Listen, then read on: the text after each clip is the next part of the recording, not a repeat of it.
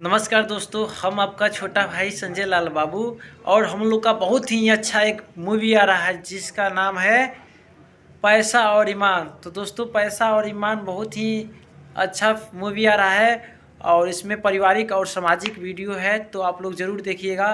तब तक वीडियो में क्या हो रहा है, फ़िलहाल शूटिंग का वीडियो आप लोग के बीच में छोड़ रहे हैं। अच्छा लगेगा तो लाइक, कमेंट और शेयर करना ना भूलिएगा।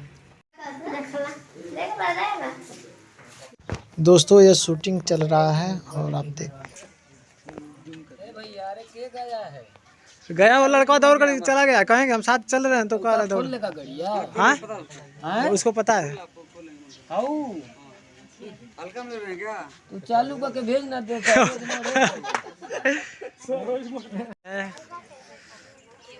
अंदर का सीन हो चुका है और इधर का सीन हो रहा है। ठीक है। ए बच्चे जिधर खेल रहे हैं उधर नहीं झाड़ना। एक कदम पीछे जाना है।